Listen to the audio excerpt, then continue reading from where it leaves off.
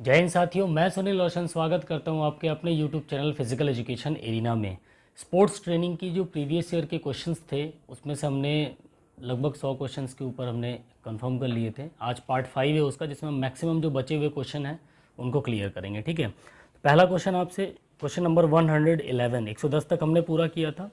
111वां question आपसे क्या कह रहा है साथियों, जब कोई प्रशिक्षु किसी संचलन का बार बार अभ्यास करता है और कोच निरंतर पर्यवेक्षण करता है, सहायता करता है और त्रुटि सुधार करता है, तो इस विधि को क्या कहा जाता है। ठीक है, ऑप्शन है आपके कार्य विधि, प्रस्तुतिकरण विधि, सहयोग विधि या फिर अवलोकन विधि। जल्दी से बताएंगे। क्वेश्चन नंबर 1011 एक इंपॉर्टेंट क्वेश्चन है, यूजीसी नेट जुलाई 2018 पेपर सेकंड में पूछा हुआ सवाल है। क्या होगा सही जवाब? बिल्कुल ऑप्शन सी, सहयोग विधि। ठीक है, वहीं 112वें क्वेश्चन की हम बात करें, क्वेश्चन नंबर 10112, निम्नलिखित में से कौन सा एक पेशी प्रशिक्षण का परिणाम नहीं है। ठीक है, आपकी मसल्स की जो ट्रेनिंग होती है उसका रिजल्ट नहीं है, इनमें से बताना है। संरचना में परिवर्तन, पेशी तंतुओं में वृद्धि, शक्ति में वृद्धि, सहनशीलता में परिवर्तन। डाइट 2014 में पूछा हुआ सवाल है दोस्तों। क्या होगा सही जवाब? सभी के आंसर्स आने चाहिए। बिल्कुल option B is the correct answer. Okay, अगले क्वेश्चन की बात करें तो अगला क्वेश्चन आपसे कह रहा है, सूक्ष्म से मूर्त सिद्धांत संबंधित है। ठीक है, सूक्ष्म से मूर्त सिद्धांत किससे संबंधित है? शिक्षण से, सीखने से, प्रशिक्षण से या फिर उपरोक्त सभी में से। डाइट 2014 में पूछा हुआ सवाल, जल्दी से बताएंगे। बिल्कुल option A is the correct answer, शिक्षण से। ठीक है, सूक्ष्म से मूर्त सिद्धांत जो होता है वो आपके शिक्षण से संबंधित होता है। ओके, नेक्स्ट क्वेश्चन नंबर 114, शिक्षण में जो प्रोजेक्ट विधि होती है उसका आविष्कारक कौन था? ठीक है, जो आपके टीचिंग मेथड्स में जो प्रोजेक्ट मेथड होता है उसका आविष्कारक कौन सा? James Kilpatrick, miss Helen Parkhurst, WH Kilpatrick या फिर डॉल्टन। जल्दी से बताएंगे। क्वेश्चन नंबर 114 का करेक्ट आंसर क्या होगा? बिल्कुल option C is the correct answer. Project method जो होता है दोस्तों, प्रोजेक्ट विधि के इनके आविष्कारक WH किलपैट्रिक थे। ठीक है, यह विधि, इसको हम पिकनिक पाइकनिक मेथड्स भी बोलते हैं, शिविर आदि के समय में लाभदायक होती है। ठीक है, जब आप पाइकनिक मेथड में होते हो, पिकनिक वगैरह में होते हो या आप कैंप वगैरह में होते हो तो इस मेथड को यूज़ किया जा सकता है। शक्ति ग्रहण तीव्रतम होती है। शक्ति ग्रहण तीव्रतम कब होती है? आइसोटोनिक व्यायाम के टाइम पे, पॉलीमेट्रिक व्यायाम से, आइसोकाइनेटिक व्यायाम से, कॉन्सेंट्रिक व्यायाम से। डाइट 2014 में पूछा हुआ सवाल है। ठीक है, क्वेश्चन नंबर 115 का करेक्ट आंसर क्या होगा? बिल्कुल option C is the correct answer, isokinetic व्यायाम से। ओके, नेक्स्ट क्वेश्चन की अगर हम बात करें, देखो काइनेटिक है ना, हाँ ठीक है। आइसोकाइनेटिक व्यायाम जो होते हैं ना दोस्तों, वो बेसिकली आपकी मशीन्स पर डिपेंड होता है, मशीनों से ही किया जाता है, जिसमें क्या होता है, खिलाड़ी अपनी शक्ति की जो ग्रहण तीव्रता होती है ना उसको इम्प्रूव करने का काम करता है। ठीक है, ऐसे व्यायाम आप देखोगे तो निरंतरता के अभाव में अपने प्रभाव मांसपेशियों को शिथिलन के रूप में छोड़ते हैं। नेक्स्ट क्वेश्चन आपसे कह रहा है साथियों, निम्नलिखित में से किस प्रक्रिया द्वारा बच्चों में आदतें पड़ती हैं? ठीक है, अनुकरण की, आवृत्ति, सहज क्रिया या फिर पाठन। ऐसी कौन सी वो प्रक्रिया है जिससे बच्चों में आदतें पड़ जाती हैं? चलिए बताइए। क्वेश्चन नंबर 116 का करेक्ट आंसर क्या होगा? बिल्कुल option A is the correct answer. प्रदर्शन अनुकरण विधि में अध्यापक बच्चों के सामने क्रिया प्रस्तुत करते हैं। ठीक है, उसके बाद क्या होता है, बच्चे उसका अनुकरण करते हैं। तो बच्चों के लिए सबसे सर्वोत्तम विधि क्या होती है? प्रदर्शन अनुकरण विधि। Option A is the correct answer. Okay, next question आपसे कह रहा है, आइसोटोनिक व्यायाम से सर्वप्रथम किसने परिचय कराया था? जो आइसोटोनिक एक्सरसाइज है उसको किसने रिप्रेजेंट किया सबसे पहले? डाइट 2014 में पूछा हुआ सवाल है। तो क्या होगा सही जवाब? डी लूने, ज्यूस, एलन सार्जेंट या फिर अपोलो। जल्दी से बताएंगे। क्वेश्चन नंबर 117 का करेक्ट आंसर क्या होगा? बिल्कुल option A is the correct answer, that is isotonic जो व्यायाम है उसका देखा जाए तो डी लूने ने सबसे पहले परिचय करवाया। ऑप्शन ए आपका सही है, डी लूने। निम्नलिखित में से कौन शारीरिक शिक्षा की प्रमुख शिक्षण विधि है?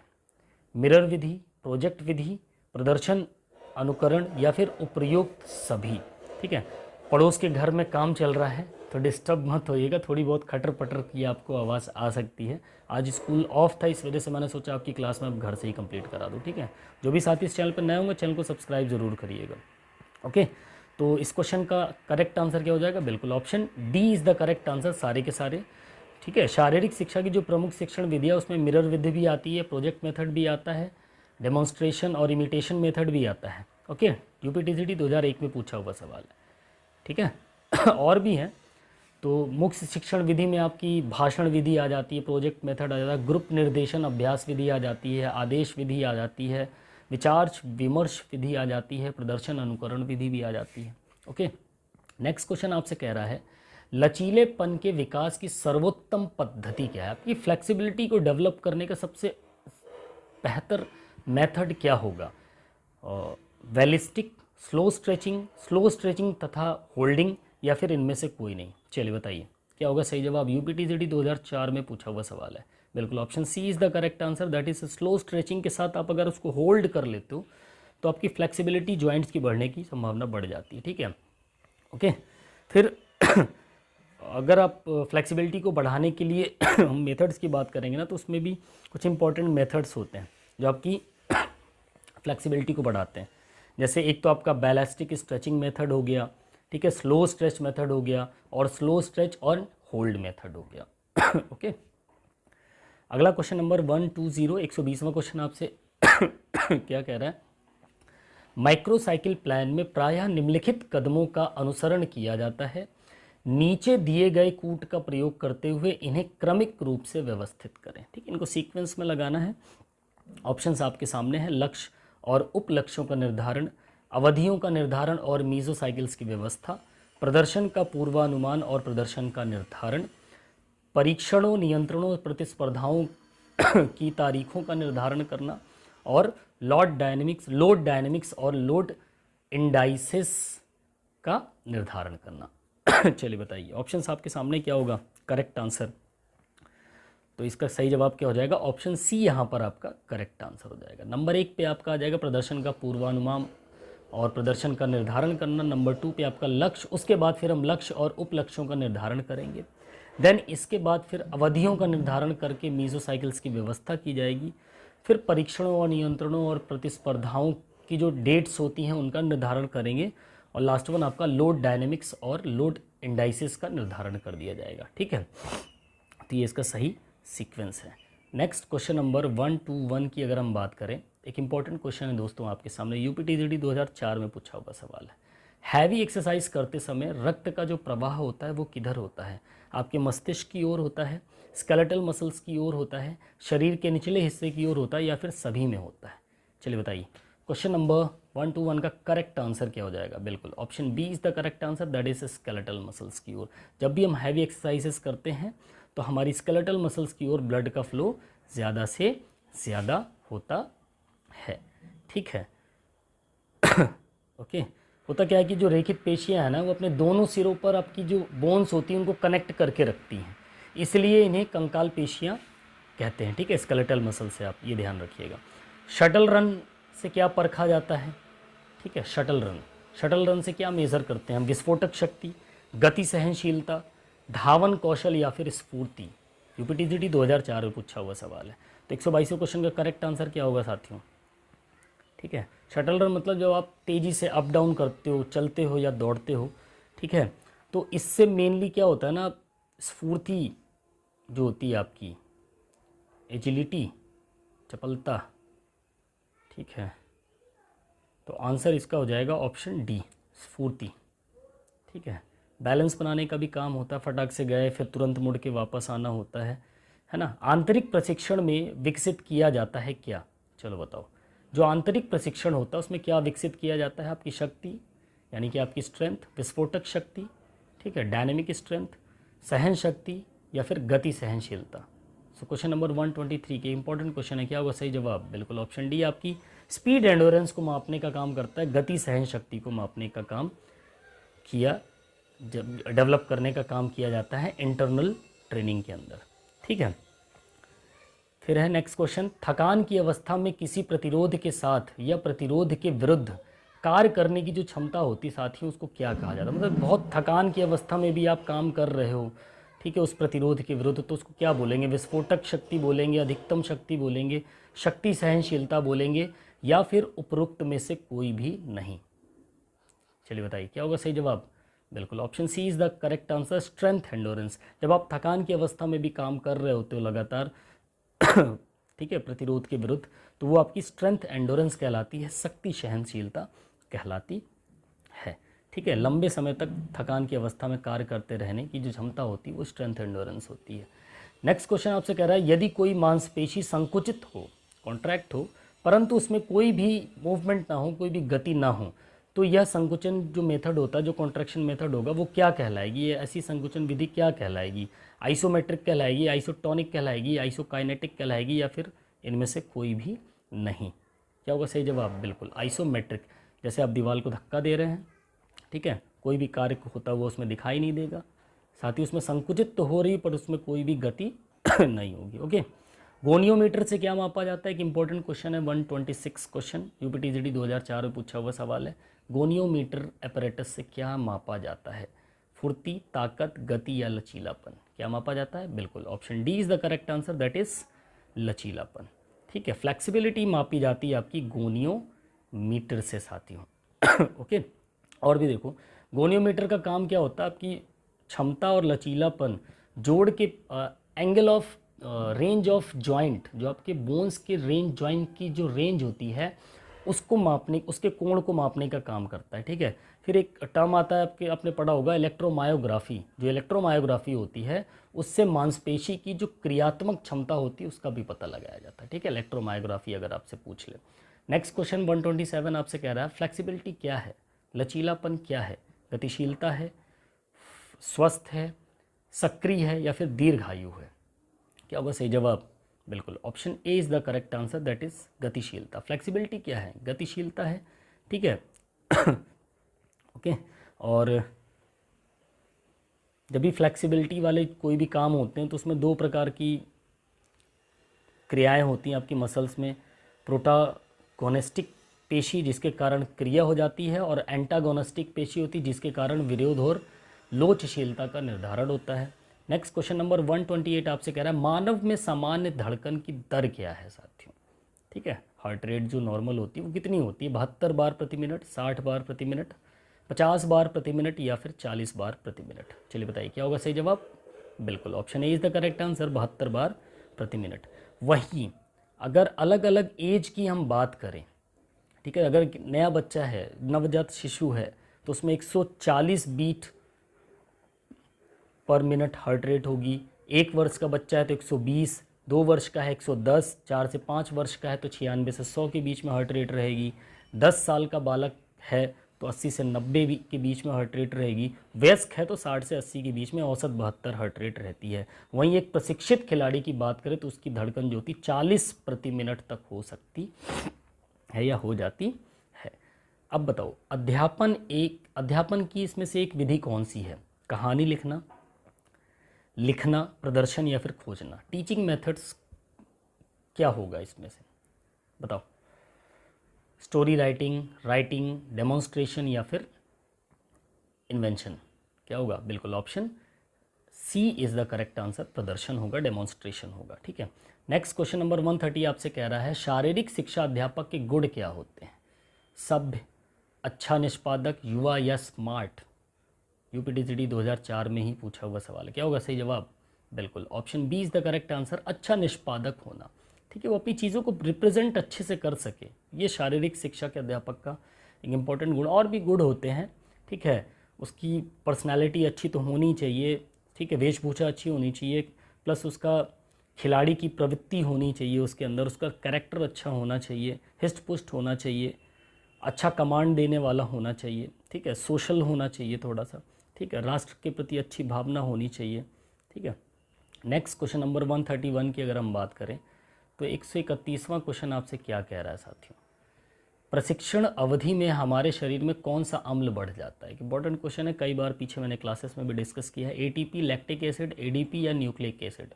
क्या बढ़ जाता है? बिल्कुल option B is the correct answer, lactic acid. खेलों के लिए उपयोगी शिक्षण साधन कौन से हैं इसमें से? चित्र, चार्ट, ड्राइंग या दृश्य श्रव्य साधन, ऑडियो विजुअल एड्स जिनको हम बोलते हैं। क्या होगा सही जवाब? बिल्कुल option D is the correct answer, audio visual aids. ठीक है, जो आप सुन भी सको जिनको और आप देख भी सको, वो सबसे उपयोगी शिक्षण साधन माने जाते हैं। ठीक है, एक कोच का क्या गुण होना चाहिए? खुला दिमाग होना चाहिए, आत्मविश्वास होना चाहिए, समायोजन होना चाहिए उसमें, या स्वार्थी होना चाहिए वो? चलिए बताइए। क्वेश्चन नंबर 133 का करेक्ट आंसर क्या होगा? बिल्कुल, एक कोच आपका कॉन्फिडेंस से भरा होना चाहिए, आत्मविश्वास होना चाहिए उसके अंतर्गत। ठीक है, सेटअप्स का उद्देश्य क्या होता है साथियों? सेटअप्स की बात अगर हम करें तो उसका उद्देश्य क्या होगा, एम क्या होगा? पेट की मसल्स को शक्ति में सुधार कर देना। पेट के क्वेश्चन नंबर 134, सेटअप्स का उद्देश्य क्या है? पेट की पेशियों की शक्ति में सुधार करना, पेट की क्षेत्र की मुद्रा को बेहतर कर देना, चर्बी को कम करना, या फिर शरीर के भार को बनाए रखना। एक इंपॉर्टेंट क्वेश्चन है साथियों, क्या होगा सही जवाब? बिल्कुल option A is the correct answer. आपकी जो एब्डोमेन की मसल्स होती हैं उनकी शक्तियों में क्या कर देना? इम्प्रूवमेंट कर देना। ठीक है, आपकी सेटअप्स क्या काम करती है? मुख्य रूप से आपकी पेट की जो मांसपेशियाँ होती, मसल्स होती हैं, उनको शक्तिशाली और फ्लेक्सिबल बनाना होता है। इसके द्वारा पेट की मांसपेशियों की शक्ति एवं सहनशीलता को भी मापा जाता है। चलिए अगला क्वेश्चन है हमारा 135, लचीलापन बढ़ाने के लिए कौन सा व्यायाम सबसे ज़्यादा ज़रूरी होता है? अगर आप अभी पीछे भी आ चुका है, लेकिन यूपी पीजीटी 2011, यूपी टीजीटी 2004 में पूछा हुआ सवाल है। ठीक है, मुक्त हस्त व्यायाम यानी फ्री हैंड एक्सरसाइजेस, प्रतीक्षा प्रशिक्षण, बैंडिंग एक्सरसाइजेस, या तनन व्यायाम जो स्ट्रेचिंग होती है उस टाइप की एक्सरसाइजेस। तो बताइए क्या होगा क्वेश्चन नंबर 135 का करेक्ट आंसर? बिल्कुल option D is the correct answer, that is stretching. तनन व्यायाम से आपकी फ्लेक्सिबिलिटी बढ़ती है। ओके, नेक्स्ट क्वेश्चन की अगर हम बात करें, ठीक है, अभी पीछे डिस्कस कर ही लिया था कि और कौन कौन से एक्सरसाइजेस हैं। स्ट्रेचिंग, स्टैटिक स्ट्रेचिंग है, बैलास्टिक स्ट्रेचिंग है, असिस्टेड स्ट्रेचिंग है, और पार्टनर स्ट्रेचिंग है। इन टाइप्स से आप स्ट्रेचिंग कर सकते हो और अपनी फ्लेक्सिबिलिटी को बढ़ा सकते हो साथियों। ओके, नेक्स्ट क्वेश्चन नंबर 136 आपसे क्या कह रहा है? शक्ति मापी जाती है किससे? ठीक है, मैनोमीटर से, एक्सप्लोजिव मीटर से, डायनेमोमीटर से, या फिर इनमें से कोई नहीं। एक इम्पॉर्टेंट क्वेश्चन है, स्ट्रेंथ को आप किससे मापेंगे? बिल्कुल डायनेमोमीटर से आपकी जो मांसपेशियों की शक्ति होती है उसका मापन किया जाता है। ठीक है, मैनोमीटर से क्या मापा जाता है? गैस का प्रेशर मापा जाता है, दाब को मापने का काम किया जाता है।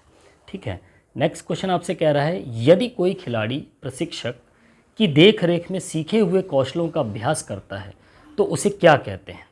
ठीक है, training, coaching, grooving the stroke, या फिर लर्निंग? क्या वो सही जवाब? बिल्कुल option C is the correct answer, that is grooving the stroke. ध्यान रखिएगा, जब भी प्रशिक्षण की देख रेख में कोई चीज़ सीख करके आप पर्टिकुलर स्किल के कौशलों का अभ्यास कर रहे हो तो उसे ग्रूविंग द स्ट्रोक कहा जाता है। इसका मुख्य एम या उद्देश्य की अगर मैं बात करूं तो इसको हम प्रभुत्व प्राप्त करना बोलते हैं, यानी कि आप उसमें एकदम महारत हासिल कर लेते हो। ठीक है, प्रेशर ट्रेनिंग का आविष्कार किसने किया साथियों? अगला क्वेश्चन आपसे कह रहा है। ठीक है, who invented pressure training? Bolser Gerschler, Morgan, Herbert Reindell, या विंटर बॉटम? यूपी टीजीटी 2005 में पूछा हुआ सवाल है। क्या होगा सही जवाब? बिल्कुल option D is the correct answer, that is winter bottom. ठीक है, प्रेशर ट्रेनिंग का आविष्कार विंटर बॉटम ने किया था, और ये इंग्लैंड के फुटबॉल कोच थे। ठीक है, ध्यान रखिएगा, इंग्लैंड के फुटबॉल कोच थे। इसमें क्या होता है, इस प्रकार की प्रेशर ट्रेनिंग में इस खिलाड़ी को कम से कम आराम देकर, यानी बहुत कम आराम दिया जाता है और ज़्यादा से ज़्यादा उनसे काम कराया जाता है। ठीक है, एक्सरसाइज मतलब ट्रेनिंग दी जाती है उनको, और इससे आपकी स्ट्रेंथ हो गई, एजिलिटी हो गई, ठीक है, एंडोरेंस, इन सब का डेवलपमेंट किया जाता है।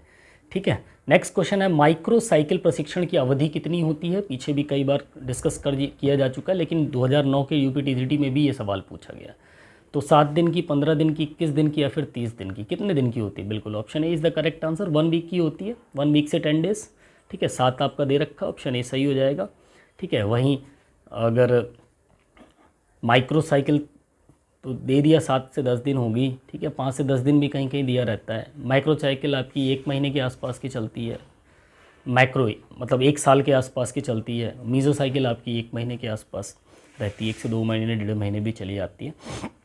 ओके, तो प्रशिक्षण के समय हृदय गति जो आपकी हार्ट बीट होती है वो पर मिनट कितनी होनी चाहिए जब आप एक्सरसाइज मोड में हो, प्रशिक्षण ट्रेनिंग मोड में हो? 125, 150, 175 या इनमें से कोई नहीं। यूपी टीजीटी 2009 में पूछा हुआ सवाल। क्या होगा सही जवाब? इनमें से कोई नहीं। ठीक है। हृदय के नियमित एवं क्रमिक संकुचन के दौरान जो सिस्टोल होता है और डायस्टोल होता है उसी को हम धड़कन बोलते हैं। ठीक है।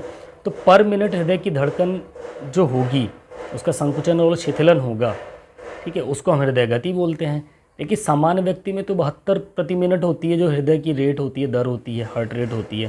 लेकिन वही आप एक्सरसाइज मोड में हो तो 180 तक पहुंच जाती है। ठीक है। 175 ही दे रखा है इसमें लेकिन 180 तक पहुंच जाती है। ओके। नेक्स्ट क्वेश्चन नंबर 141 आपसे क्या कह रहा है साथियों? प्रशिक्षण कार्यक्रम में एथलीट के खुराक में कार्बोहाइड्रेट की मात्रा कितनी होनी चाहिए? जब भी कोई ट्रेनिंग प्रोग्राम होगा तो उसमें एक स्पोर्ट्स पर्सन, एक एथलीट की खुराक में जो कार्बोहाइड्रेट की क्वांटिटी होगी कितनी होगी? 60 से 65%, 20 से 25%, 12 से 15% या फिर 90 से 95%? चलिए बताइए क्या होगा सही जवाब? बिल्कुल option A is the correct answer. 60 से 65% आपकी कार्बोहाइड्रेट की मात्रा होनी चाहिए प्रशिक्षण कार्यक्रम के दौरान एक एथलीट में।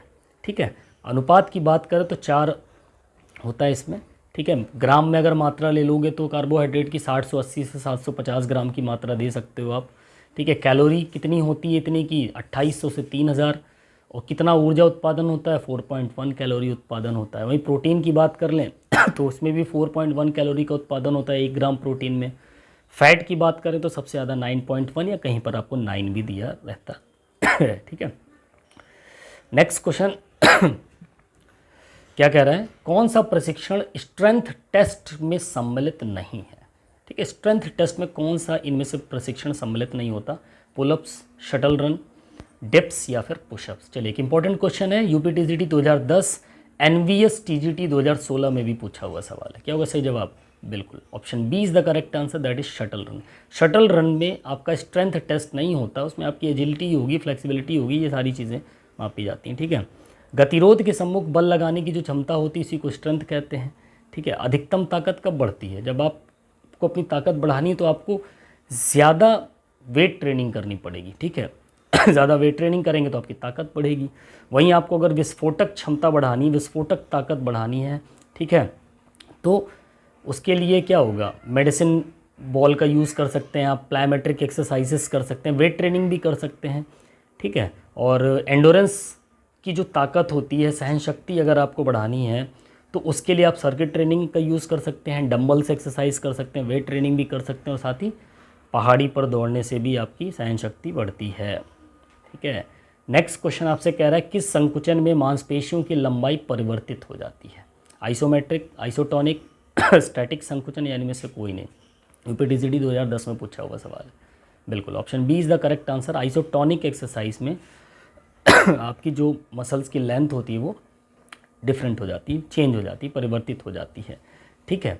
और जैसे फॉर एग्जांपल आप कैलिस्थेनिक एक्सरसाइजेस कर रहे हो, एक ही स्थान पर आप दौड़ रहे हो, कूद रहे हो, वेट ट्रेनिंग कर रहे हो, स्वतंत्र हाथों से व्यायाम कर रहे हो, फ्री हैंड एक्सरसाइज वगैरह कर रहे हो, तो ये सब आपकी आइसोटोनिक एक्सरसाइजेस में आ जाती है। तो आज की क्लास में इतना ही साथियों। ठीक है। आई होप आज की क्लास आपको बेटर लगी होगी। तो इसके बाकी के जो क्वेश्चन हमें अगली क्लास में इसको पूरा फिनिश कर देंगे। ठीक है। क्योंकि शोर शराबा भी काफ़ी हो रहा है, तो नेक्स्ट क्लास में हम इसको क्लियर करेंगे। रात में आपके लिए क्लास अपलोड कर देंगे। ठीक है। रिकॉर्ड कर लेंगे। ओके।